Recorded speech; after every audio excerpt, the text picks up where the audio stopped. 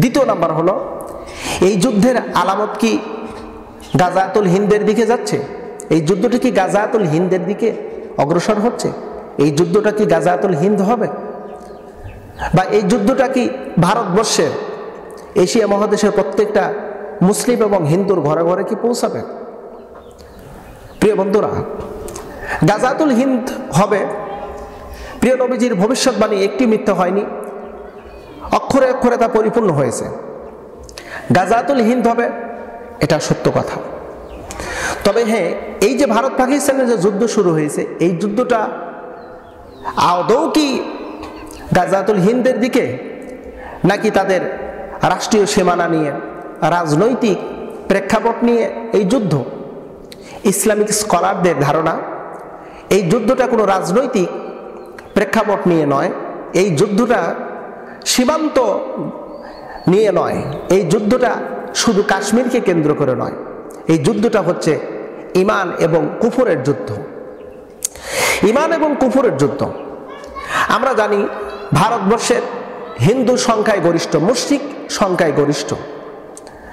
আমরা দীর্ঘদিনের ইতিহাস থেকে, এমনকি আমাদের জ্ঞান হওয়ার পর থেকে যতটুকু জেনেছি, ভারতে মুসলমানরা নিরাপত্তার সাথে বসবাস করতে পারতেছে না। মুসলমানদেরকে তারা বিভিন্নভাবে, বিভিন্ন দিক দিয়ে চরমভাবে নির্যাতন রেখেছে। আমরা লক্ষ্য করে দেখেছি, যেখানেই মুসলমান সেখানেই দাঙ্গা লাগানোর চেষ্টা করে এই উগ্রবাদী হিন্দুরা। ওরা চায় দাঙ্গা লাগিয়ে মুসলমানদেরকে নির্যাতন করে। পৃথিবীর ভিতর সবচেয়ে বড় সন্ত্রাস, বড় জঙ্গি ভারতের হিন্দুরা। আমি সবাইকে এক ঢালা বলবো না, হিন্দুত্ববাদী যারা, তারা সবচেয়ে বড় উগ্র এবং কি চরমপন্থী, এমনকি তারা সন্ত্রাস।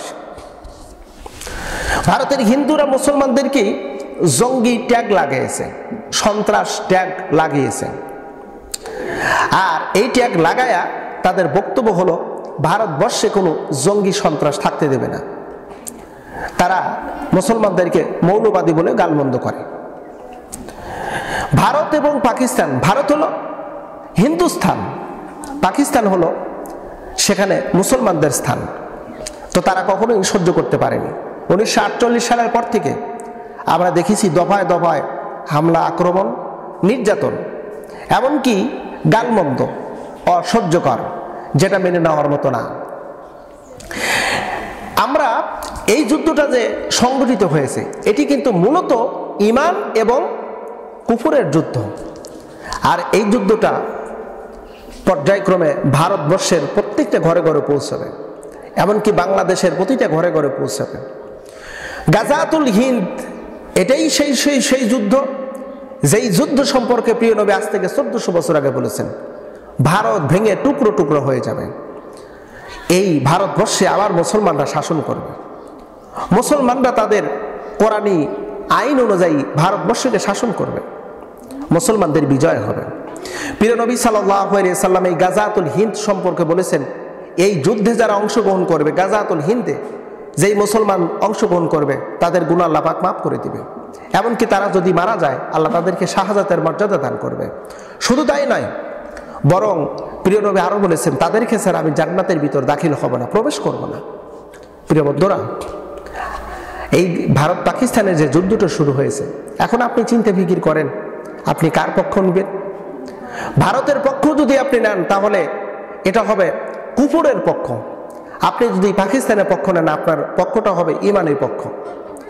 আমরা এই কথাটা বলতে চাই, ইসলাম জিন্দাবাদ, ইসলাম জিন্দাবাদ, কুফর মুর্দাবাদ। কুফরের পরাজয় হবে আর ঈমানের বিজয় হবে, ইসলামের বিজয় হবে।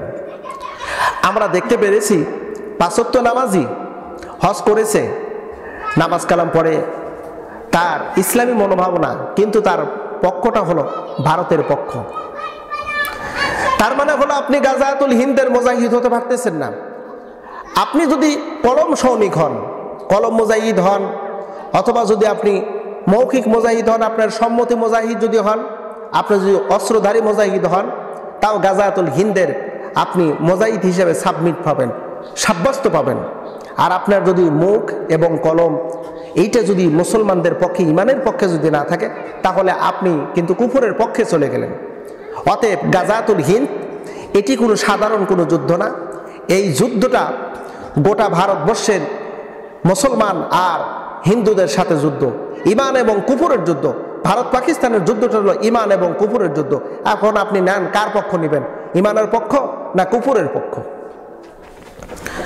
আমরা একটা কথা দীপ্ত কণ্ঠে বলতে চাই, তা হলো মুসলিম আমরা স্বাধীনভাবে মাথা উঁচু করে বসবাস করব।